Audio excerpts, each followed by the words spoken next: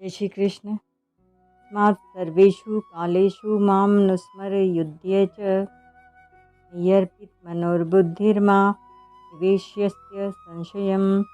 ध्यात् श्लोक 7। स्मात् सर्वेषु कालेषु मां नुस्मरयुध्य च। हाँ, सर्वेषु कालेषु पदों का संबंध केवल स्मरण से ही है, युद्ध से नहीं।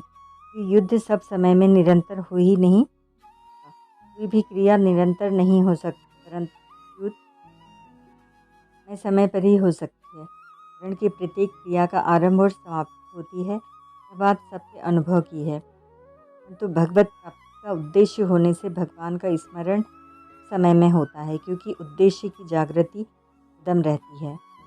समय में स्मरण करने के लिए कहने का तात्पर्य है, प्रत्येक कार्य में समय का विभाग होता है। जैसे यह समय सोने का, यह समय जगने का है, यह समय कर्म का है, यह समय जीविका के लिए है, हम धंधा करने का है, समय भोजन का है आदि। परंतु भगवान के स्मरण में समय का विभाग नहीं होना चाहिए। भगवान को तो समय में ही याद रखना चाहिए। युध्य कहने का तात्पर्य है कि जहाँ अर्जुन के सामने युद्ध रूप कर्तव्य कर्म है, जो उनको स्वतः प्राप्त हुआ है, तद्रतया उपनम गीता 2:32, ऐसे ही मनुष्य को दिव्य रूप से प्राप्त हो जाए, उसको भगवान का स्मरण करते हुए रहना चाहिए। परंतु उसमें भगवान का स्मरण मुख्य है, कर्तव्य कर्म गौण है। अनुस्मर का अर्थ है कि स्मरण के पीछे स्मरण होता है, अर्थात निरंतर स्मरण होता रहे। दूसरा अर्थ यह है कि भगवान किसी भी जीव को भूलते नहीं। भगवान ने 7वें अध्याय में वेदाहम 8:26 कहकर वृतांत में सभी जीवों को स्वतः जानने की बात कही है। भगवान वर्तमान में सब जानते हैं। भगवान का संपूर्ण जीवों का स्मरण करना स्वाभाविक हुआ है। यह जीव भगवान का स्मरण करे, उसका व्यापार है। भगवान के स्मरण की जागृति के लिए भगवान के साथ अपनापन होना चाहिए। अपनापन जितना ही दृढ़ होगा, उतनी ही भगवान की स्मृति बार बार आएगी। यह मनोर्बुद्धि है, मेरे में मन बुद्धि अर्पित कर देने का साधारण होता है। मन से भगवान का चिंतन हो, बुद्धि से परमात्मा का निश्चय हो जाए।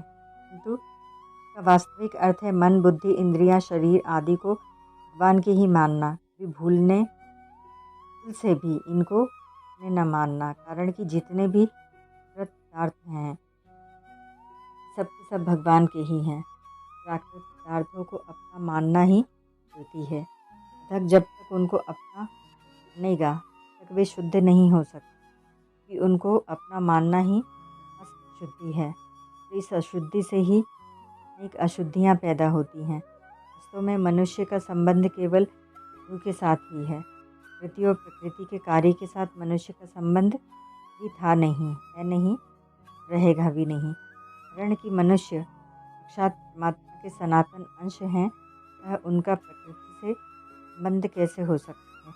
इसलिए साधक को चाहिए कि वह मन और बुद्धि को भगवान के ही समझकर भगवान के अर्पण कर दे, उसको स्वाभाविक ही भगवान की प्राप्ति हो जाएगी। तो प्रकृति के कार्य शरीर मन बुद्धि आदि के साथ संबंध जोड़ने से ही वह भगवान से विमुख हुआ था। प्राकृत पदार्थ कैसे हैं, इस विषय में दार्शनिक मतभेद है। वे हमारे नहीं हैं और हम उनके नहीं हैं।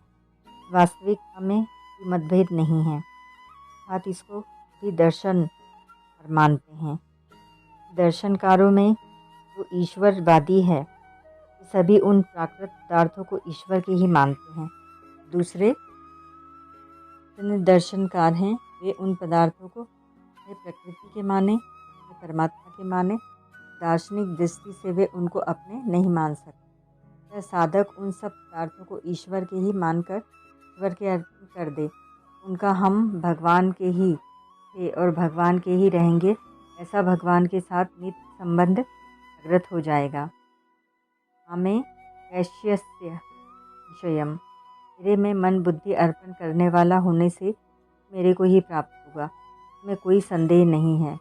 कारण कि मैं तुझे नित्य प्राप्ति का अनुभव तो कभी प्राप्त न होने वाले शरीर और संसार को न मानने से, उनके साथ संबंध जोड़ने से ही होता है। कि प्राप्त तत्व का कभी अभाव नहीं हुआ और न हो सकता है। अगर तू मन, बुद्धि और स्वयं को मेरे अर्पण कर देगा, तेरा मेरे साथ जो नित्य संबंध है वह प्रकट हो जाएगा। इसमें कोई संदेह नहीं है। स्मरण संबंधी विशेष बात।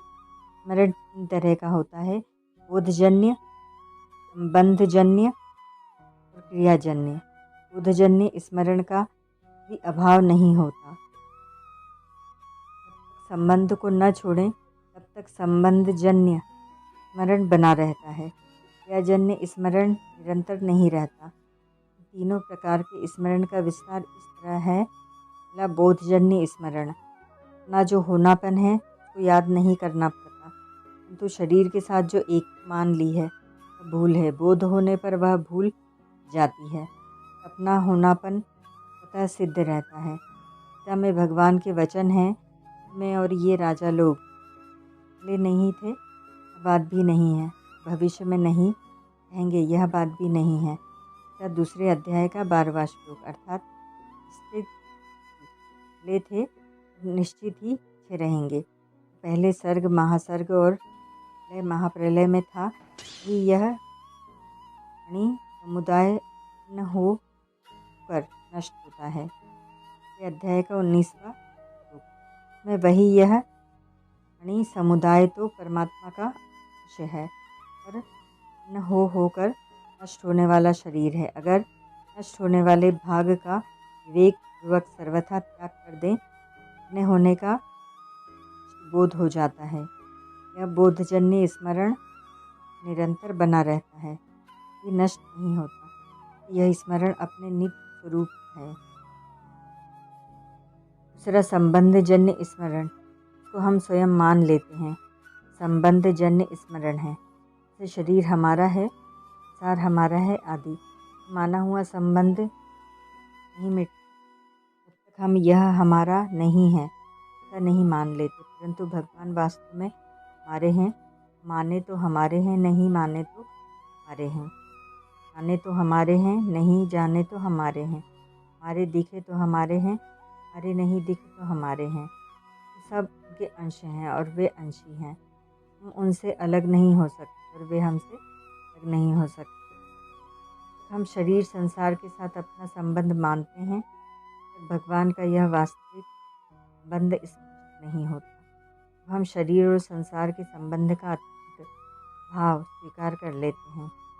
भगवान का नित्य संबंध स्वतः जागृत हो जाता है। भगवान का स्मरण निरंतर बना रहता है। क्रियाजन्य स्मरण। क्रियाजन्य स्मरण अभ्यासजन्य होता है। जैसे स्त्रियाँ पर जल का घड़ा रखकर चलती हैं, अपने दोनों हाथों को खुला रखती हैं, दूसरी स्त्रियों के साथ बातें भी करती रहती हैं, परंतु पर रखे घड़े की सावधानी निरंतर रहती है। नट रास्ते पर चलते हुए खाता भी है, बोलता भी है, पर रास्ते का ध्यान निरंतर रखता है। ड्राइवर मोटर चलाता है, हाथ से गियर बदलता है, हैंडल घुमाता है और मालिक से बातचीत भी करता है, रास्ते का ध्यान निरंतर रखता है। ऐसे ही संपूर्ण क्रियाओं में भगवान को निरंतर याद रखना अभ्यासजन्य स्मरण है। अभ्यासजन्य स्मरण के भी 3 प्रकार हैं।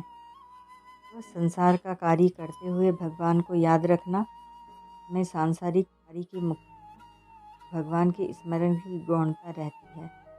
इसमें यह भाव रहता है संसार का काम बिगड़े नहीं, तरह से होता रहे, साथ साथ भगवान का स्मरण भी होता रहे। भगवान को याद रखते हुए संसार का कार्य करना में भगवान के स्मरण की मुक्ति और सांसारिक कार्य की गौणता रहती है। में भगवान के स्मरण में भूल न हो, सावधानी रहती है। संसार के काम में भूल भी हो जाए इसकी परवाह नहीं होती, कारण कि साधक में यह जागृति रहेगी, संसार का काम सुधर जाए भी अंत में रहेगा नहीं, बिगड़ जाए तो भी अंत में रहेगा नहीं। इसलिए इसमें भगवान के स्मरण की भूल नहीं होती। कार्य को भगवान का ही समझना में काम धंधा करते हुए भी एक विलक्षण आनंद रहता है। मेरा अहोभाग्य है कि मैं भगवान का ही काम करता हूँ, भगवान की ही सेवा करता हूँ।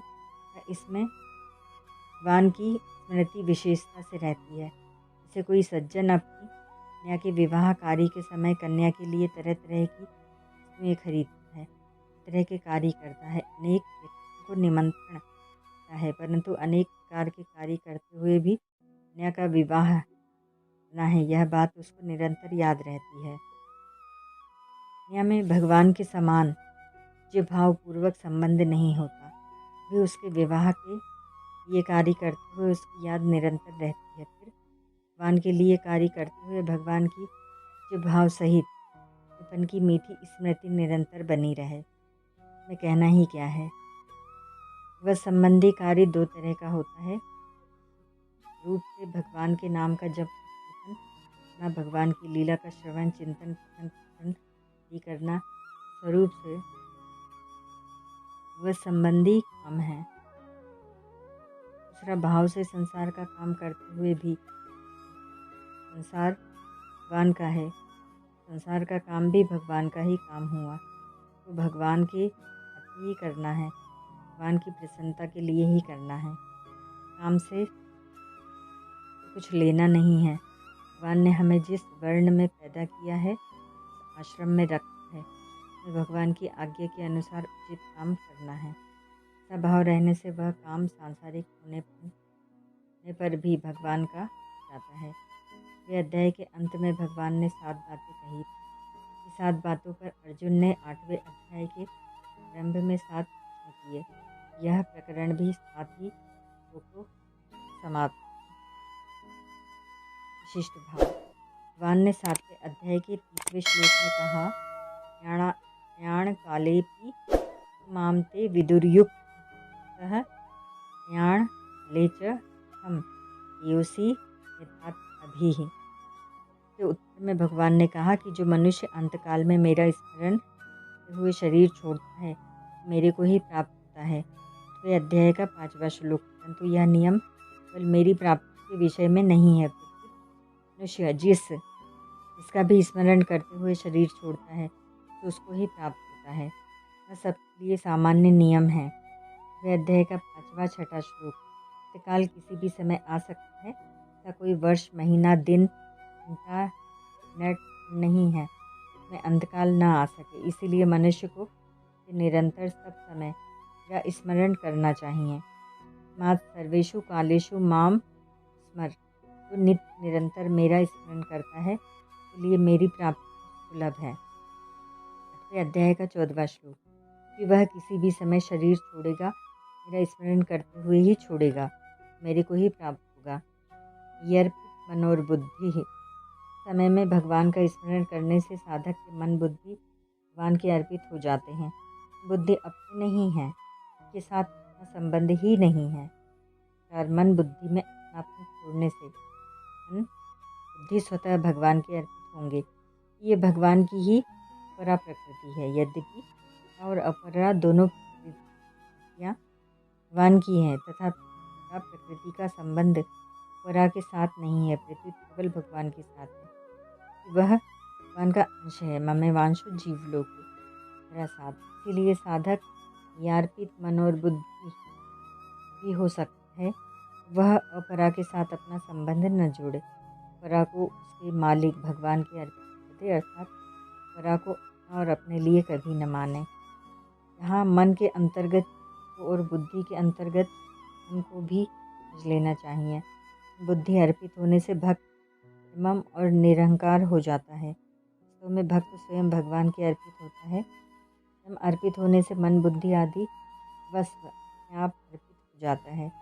वस्व भगवान के अर्पित होने से वस्व नहीं रहता, प्रत्युत केवल भगवान रह जाते हैं। देवः सर्वम तत्सत्।